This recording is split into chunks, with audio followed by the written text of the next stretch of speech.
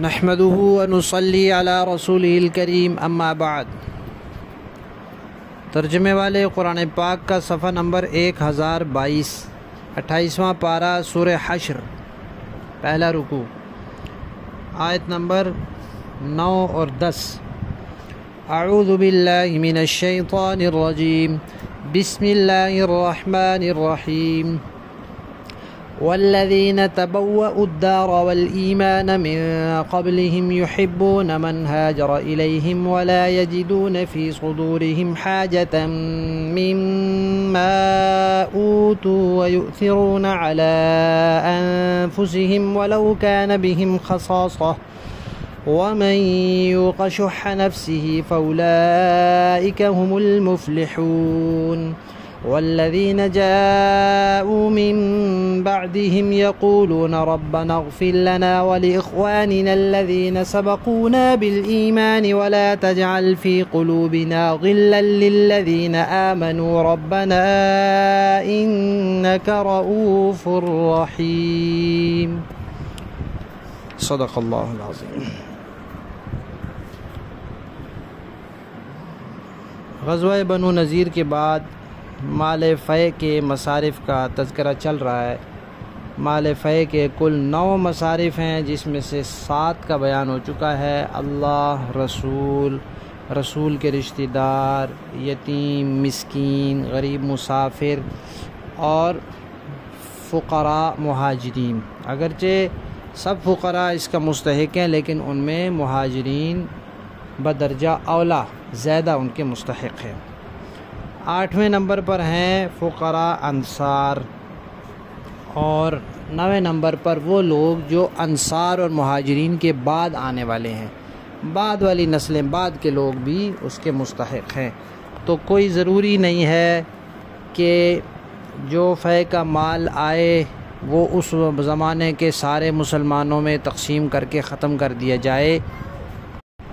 بلکہ اگر وہ چاہے تو اس کا کچھ حصہ اس طرح رکھ دے کہ اس میں سے بیت المال میں جمع ہوتا رہے اور بعد میں آنے والے مسلمانوں کے کام آئے، جیسا کہ حضرت عمر فاروق رضی اللہ تعالیٰ عنہ نے عراق کی فتح کے بعد وہاں کی زمین کے بابلے میں معاملہ فرمایا تھا کہ اس کے اوپر خراج مقرر کر دیا تھا کہ اس کا خراج آتا رہے گا اور بیت المال میں جمع ہوتا رہے گا، تو بعد والے لوگوں کو بھی اس سے فائدہ پہنچے گا۔ تو یہ مصارف 9 بیان ہوئے ہیں، تو آج ان میں سے 8ویں اور 9ویں مصرف کا تذکرہ ہے۔ پچھلی آیت میں مہاجرین کا تذکرہ تھا تو ان کی صفات آئی تھی، تو اس میں انصار کا تذکرہ ہے، ان کی صفات ہیں۔ تو فرمایا کہ اس مال کے مستحق وہ لوگ بھی ہیں جنہوں نے ٹھکانہ بنایا مدینہ کو ایمان کے ساتھ، یعنی وہ ان مہاجرین کے آنے سے پہلے ہی مدینہ میں ٹھہرے ہوئے تھے اور ان کے آنے سے پہلے ہی وہ ایمان لا چکے تھے۔ کسی جگہ بھی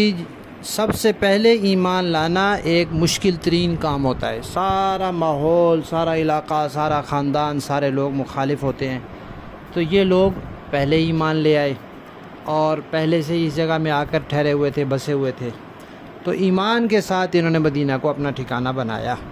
ایک تو ان کی یہ صرف ذکر فرمائی، اور دوسرا یہ کہ جب کوئی بستی ہوتی ہے اس کے جو آمدنی کے ذرائع ہوتے ہیں معیشت کے، وہ وہاں کی آبادی کے حساب سے ہوتے ہیں۔ جب باہر سے لوگ آ کر وہاں بستے ہیں تو پھر کبھی ان میں کمی ہو جاتی ہے، تو اس لیے عموماً باہر سے آنے والے لوگوں کو پسند نہیں کیا جاتا۔ اب جیسے بہت سے ملک ہیں، جب ان پر مشکلات آتی ہیں تو وہ غیر ملکیوں کو نکالتے ہیں، لاکھوں کے حساب سے نکالتے ہیں، لیکن انصار مدینہ تو ایسے تھے کہ مہاجرین آئے اور ان کی وجہ سے ان کی معیشت پر بہت بڑا فرق پڑا۔ ہر آدمی کے ساتھ ایک آدمی کا اضافہ ہوا اور اس کو اپنے گھر میں ٹھہرانا پڑا۔ ہر بندہ اپنے گھر میں کسی کو کیسے ٹھہرا لے جس کے ساتھ کوئی رشتہ داری ہی نہیں ہے، لیکن گھر میں ٹھہرانا پڑا، اور وہ بھی مستقل۔ اب ان کو پتہ نہیں تھا کہ یہ کتنے وقت کے لیے ٹھہرا رہے ہیں، 10 سال کے لیے، ساری زندگی کے لیے۔ اپنے کھانے میں شریک، اپنے ضروریات میں، کپڑے کا انتظام بھی، کھانے کا بھی، رہائش کا بھی، ہر چیز کا۔ تو کون اس طرح برداشت کرتا ہے یا کون اس کو قبول کرتا ہے خوشی سے؟ لیکن وہ تو صحابہ تھے۔ اللہ نے فرمایا کہ وہ باہر سے آنے والوں سے محبت کرتے تھے، ان سے نفرت نہیں کرتے تھے، ان کو ناپسند نہیں کرتے تھے، ناخوشی نہیں ہوتی تھی، محبت کرتے تھے کہ یہ اللہ کی خاطر، اللہ کے دین کی خاطر ہجرت کر کے ہماری طرف آئے ہیں۔ اور تیسری بات کیا ذکر کی کہ اپنے دل میں ان کے لیے کوئی تنگی، کوئی حرج، کوئی خفگی، کوئی پریشانی، کوئی ملال کچھ نہیں محسوس کرتے تھے۔ یہ اللہ تعالیٰ کی گواہی ہے انصار مدینہ کے بارے میں کہ آنے والے مہاجرین جو ان کے مال میں ہر چیز میں شریک ہو گئے، حضور نے بھائی بھائی بنا دیا، ان کے لیے دل میں کوئی تنگی محسوس نہیں کرتے تھے اور ان کو اپنے اوپر ترجیح دیتے تھے۔ یہ بھی اللہ تعالیٰ نے ذکر کیا، اگرچہ خود فاقے میں ہوں، خود تنگ دستی میں ہوں تو دوسروں کو ترجیح دیتے تھے۔ ویسے تو یہ سارے ہی انصار کی صفت ہے، ایثار اور قربانی والی، لیکن کچھ خصوصی واقعات بھی ہیں۔ ایک واقعہ حضرت ابو طلحہ کا ہے کہ ایک صاحب آئے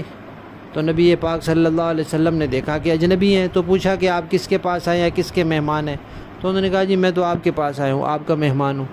حضور نے گھر پیغام بھیجا حضرت عائشہ کی طرف اور باقی سب ازواج کی طرف، تو کسی گھر میں کھلانے کے لیے مہمان کو کچھ بھی نہیں تھا۔ تو آپ نے پھر مسجد میں اعلان فرمایا کہ بھئی یہ مہمان ہے، کون ان کو آج کا میں اپنا مہمان بنائے گا؟ حضرت ابو طلحہ نے فرمایا میں بناؤں گا۔ گھر لے گئے، گھر جا کے اہلیہ سے پوچھا تو انہوں نے کہا کہ گھر میں تو صرف اتنا ہے کہ جو بچے کھا لیں۔ تو انہوں نے کہا کوئی بات نہیں، بچوں کو بہلا کے سلا دو، رسول اللہ کے مہمان آئے ہیں۔ تو اس زمانے میں رواج تھا کہ میزبان بھی ساتھ بیٹھتا تھا، تو کہا کہ جب کھانا لگاؤ تو ہم کھانے کے لیے بیٹھ جائیں، مہمان بھی ہم بھی۔ تو اس زمانے میں بجلی تو ہوتی نہیں تھی تو چراغ جلاتے تھے، تو اس کی جو بتی ہوتی تھی اس کو کبھی ٹھیک کرنا پڑتا تھا، کبھی تیل ڈالنا پڑتا تھا، تو اس کو ٹھیک کرنے کے کہا، اس کے ٹھیک کرنے کے بعد اس کو بجھا دینا۔ مہمان تو یہ سمجھے گا ٹھیک کرتے کرتے ویسے بجھ گیا، تو اس اندھیرے میں مہمان پیٹ بھر کے کھانا کھا لے گا اور ہم اس کے ساتھ بیٹھے رہیں گے، ہاتھ چلاتے رہیں گے، وہ سمجھے گا یہ بھی کھا رہے ہیں۔ تو ایسا ہی کیا انہوں نے، تو اللہ تعالیٰ نے رسول اللہ صلی اللہ علیہ وسلم کو بتا دیا۔ تو ایک یہ ذکر فرمایا کہ بھئی کوئی تنگی نہیں محسوس کرتے اور ان کو اپنے اوپر ترجیح دیتے ہیں۔ اس کے بعد اللہ تعالیٰ نے فرمایا کہ بھئی جس بندے کو طبعی بخل سے بچا لیا گیا وہ تو بڑی ہی فائدے میں رہا۔ طبعی بخل سے انسان کی فطرت میں بخل کا مادہ بھی ہے، تو وہ جو طبیعت میں ہے اس کی وجہ سے کوئی دل میں خیال آتا ہے تو وہ تو بے اختیار ہے نا، اس میں انسان کیا کرے؟ جیسے غصہ آ جاتا ہے بے اختیار ہے اس میں انسان، تو اس میں کوئی پکڑ نہیں بھی کیوں آیا اس کو غصہ۔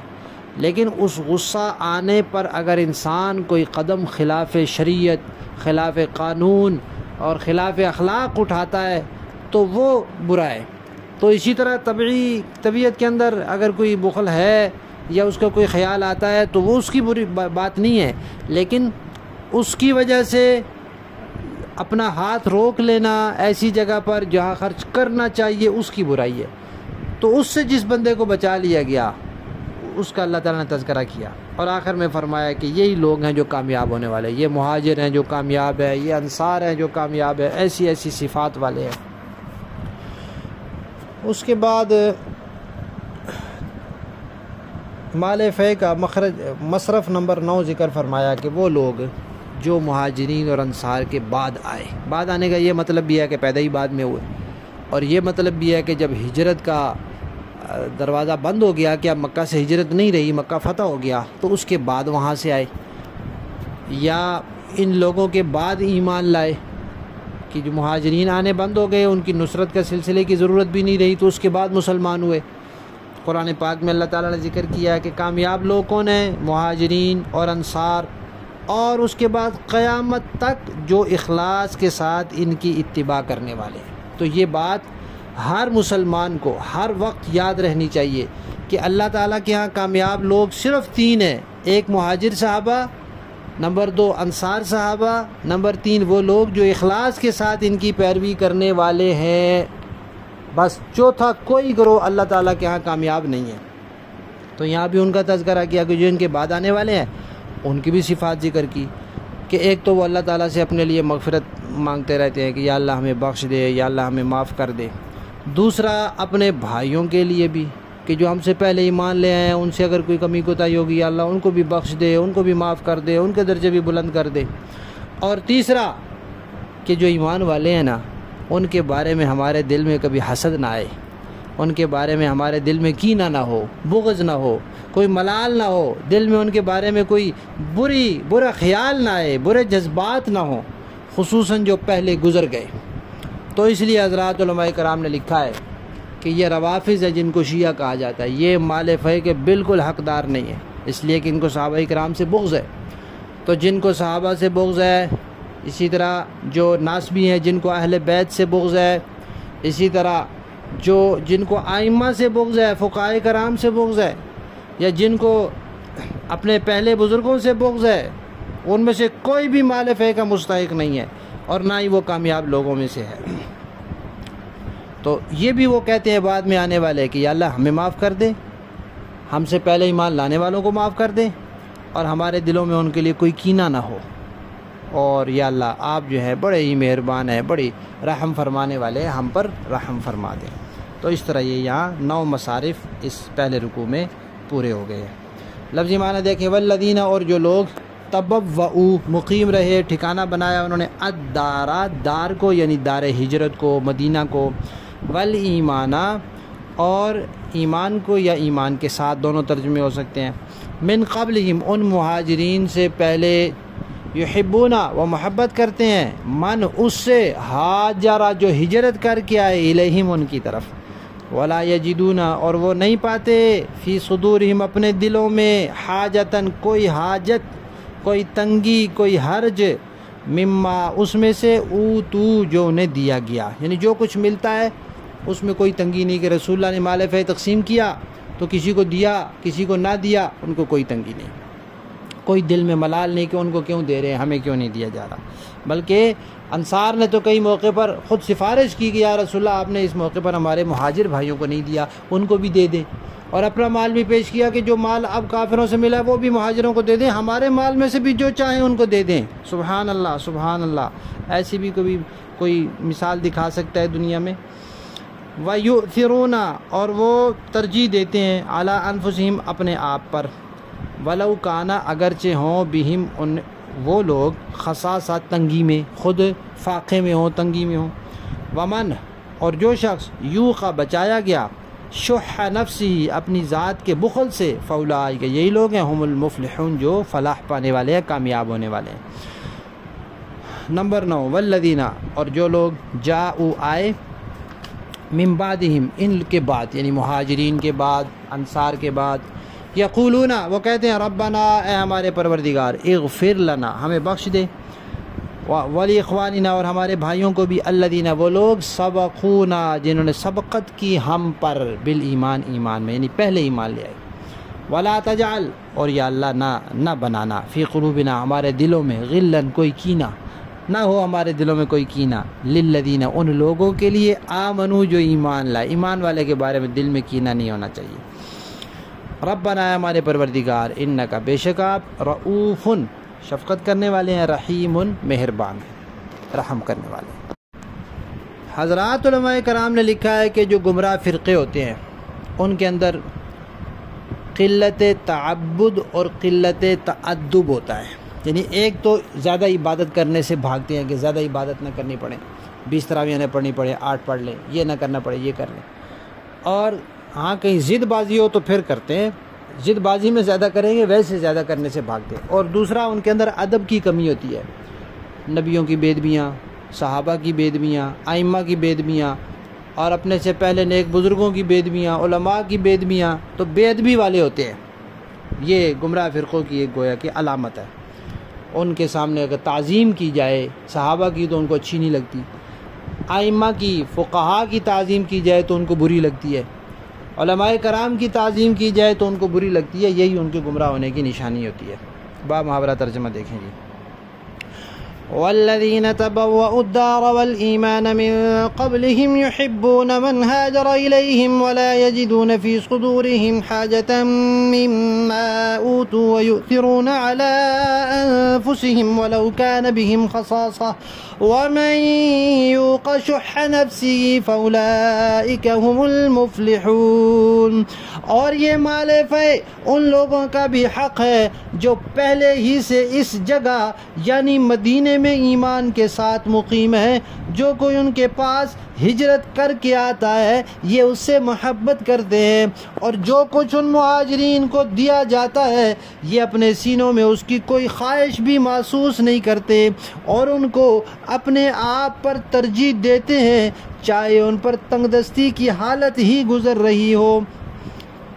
وَمَن يُوقَ شُحَّ نَفْسِهِ فَأُولَئِكَ هُمُ الْمُفْلِحُونَ، اور جو لوگ اپنی طبیعت کے بخل سے محفوظ ہو جائیں وہی ہیں جو فلاح پانے والے ہیں۔ وَالَّذِينَ جَاءُوا مِن بَعْدِهِمْ يَقُولُونَ رَبَّنَا اغْفِرْ لَنَا وَلِإِخْوَانِنَا الَّذِينَ سَبَقُونَا بِالْإِيمَانِ ولا تجعل في قلوبنا غلا للذين آمنوا ربنا إنك رؤوف رحيم۔ اور یہ مال فے ان لوگوں کا بھی حق ہے جو ان مہاجرین و انصار کے بعد آئے، وہ یہ کہتے ہیں اے ہمارے پروردگار ہماری بھی مغفرت فرمائیے اور ہمارے ان بھائیوں کی بھی جو ہم سے پہلے ایمان لا چکے ہیں، اور ہمارے دلوں میں ایمان لانے والوں کے لیے کوئی بغض نہ رکھیے، اے ہمارے پروردگار آپ بہت شفیق بہت مہربان ہیں۔ صدق اللہ۔